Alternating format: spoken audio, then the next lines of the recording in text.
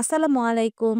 লাউ দিয়ে মাছের ঝোলের রেসিপি নিয়ে হাজির হয়ে গেলাম। এইভাবে লাউ দিয়ে মাছের ঝোলটা রান্না করলে খেতে কিন্তু ভীষণই ভালো লাগে। আর সহজ আর সিম্পল ওয়েতেই কিন্তু এই লাউ দিয়ে রুই মাছের ঝোলটা রান্না করা যায়। যে কেউ খুব সহজেই কিন্তু এই লাউ দিয়ে মাছের ঝোলটা রান্না করে নিতে পারবেন। তো চলুন কথা না বাড়িয়ে লাউ দিয়ে মাছের ঝোল বা লাউ দিয়ে রুই মাছের ঝোল রান্না করে নেই। এ পর্যায়ে চুলায় একটা পাত্র বসিয়ে নিয়ে তাতে সয়াবিন তেল গরম করতে দিয়ে দিয়েছিলাম। সামান্য একটু লবণ দিয়ে এখন এখানে পরিষ্কার করে ধুয়ে কেটে নেওয়া লবণ, হলুদ মাখিয়ে নেওয়া রুই মাছের পিস দিয়ে দিলাম। এখানে আরেকটি কথা, আপনারা চাইলে যেকোনো মাছের পিস দিয়েই কিন্তু এই লাউ দিয়ে রান্না করতে পারবেন। তো মাছগুলো উল্টে পাল্টে ভেজে নিব। আর মাছগুলো কিন্তু বেশি কটকটা বা কড়কড়া করে ভেজে নিচ্ছি না। দেখে নিশ্চয়ই বুঝতে পারছেন। এরকম হালকাভাবে ভেজে নিয়েছি, চুলা থেকে নামিয়ে দিলাম। চুলা থেকে নামিয়ে নিলাম। নামিয়ে নেবার পর চুলা একটা পাত্র বসিয়ে নিয়ে সয়াবিন তেল গরম করতে দিয়ে দিয়েছিলাম। তাতে কিছু পেঁয়াজ কুচি ভেজে দিয়ে দিলাম কয়েক পিস কাঁচামরিচ ফালি, হলুদ গুঁড়া দিয়ে দিয়েছি ১ চামচ পরিমাণ, ১/২ চা চামচ পরিমাণ ধনিয়ার গুঁড়া আর ১ চামচ পরিমাণ শুকনো মরিচের গুঁড়া দিয়ে একটু পানি দিয়ে মসলাটা ঢাকনা দিয়ে ঢেকে কষিয়ে নিলাম। কষিয়ে নেবার পর এখন এখানে একটু লবণ দিয়ে দিলাম। লবণটা দিয়ে আবারও মসলাগুলোর সাথে নেড়েচেড়ে মিশিয়ে নিলাম।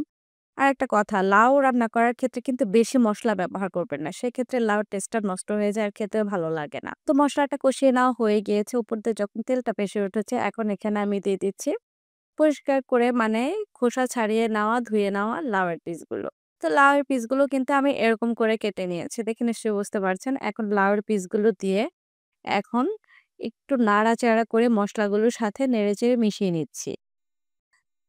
আর এ পর্যায়ে কিন্তু নাড়াচাড়া করে মিলিয়ে নিয়ে এখন এই লাউটা কষিয়ে নিব। আর এক্ষেত্রে কিন্তু একটা টিপস হচ্ছে, আপনার লাউটা কখনোই চুলা হিটটা লো এ রেখে রান্না করবেন না। হাই হিটে, মিডিয়াম হাই হিটে কিন্তু লাউটা রান্না করে নিবেন।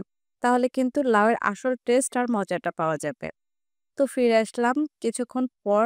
তো দেখেন লাউ থেকে যে পানিটা উঠেছে তাতেই কিন্তু খুব সুন্দরভাবে কিন্তু এই লাউটা কষিয়ে নেওয়া হয়ে যাবে। এতে করে কিন্তু কোনো এক্সট্রা পানি দেওয়া দরকার পড়বে না লাউ কষানোর ক্ষেত্রে। তো লাউটা কষিয়ে নেওয়া হয়ে গিয়েছে। এখন আমি এখানে দিয়ে দিলাম ১/২ কাপের একটু বেশি হবে পানি দিয়ে ঢাকনা দিয়ে ঢেকে চুলার হিটটা হাই এ রেখে বলক তুলে নেব। যখন লাউয়ের ঝোলটায় বলক চলে এসেছে, ঠিক সে পর্যায়ে আমি এখানে দিয়ে দিয়েছি ভেজে নেওয়া রুই মাছের পিসগুলো। আমি এখানে আবারও বলছি, আপনারা চাইলে যেকোনো মাছের পিসই এখানে ব্যবহার করতে পারবেন। যেকোনো মাছ দিয়ে কিন্তু রান্না করা যায়। এখন এখানে দিয়ে দিলাম কয়েক পিস মানে ২ টা টমেটো আমি কেটে নিয়েছিলাম। সেই টমেটো টুকরাগুলো দিয়ে দিলাম। এতে করে লাউয়ের লাউটা খেতেও ভাল লাগবে। আর লাউয়ের তরকারির কালারটাও চমৎকার আসবে। এখন ঢাকনা দিয়ে ঢেকে রান্না করে নিলাম। দিয়ে দিলাম স্বাদমতো কিছু ধনিয়া পাতা কুচি। অবশ্যই একটু ধনিয়া পাতা কুচি দেওয়ার চেষ্টা করবেন। এতে করে লাউর টেস্টটা খুবই ভালো লাগে। সুন্দর একটা ফ্লেভারও আসে। এখন ঢাকনা দিয়ে ঢেকে জাস্ট ২ মিনিট এটা জাল করে নিলেই কিন্তু একেবারে রেডি আমাদের লাউ দিয়ে রুই মাছের ঝোল রান্না। তো দেখেন, আর আমি লাউয়ের ঝোলটা কিন্তু আমি আর কমাবো না। এরকম করে ঝোল খেতেই কিন্তু বেশি ভালো লাগে পার্সোনালি আমার কাছে। চাইলে আপনারা ঝোলটা আরেকটু কমিয়ে নিতে পারবেন।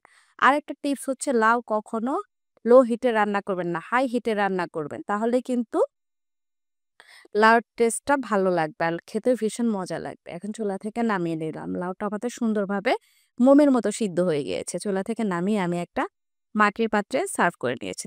গরম, গরম ভাতের সাথে আবার ঠান্ডা, ঠান্ডা ভাতের সাথেও কিন্তু এই লাউ দিয়ে মাছের ঝোলের তরকারিটা খেতে কিন্তু ভীষণ ভালো লাগে।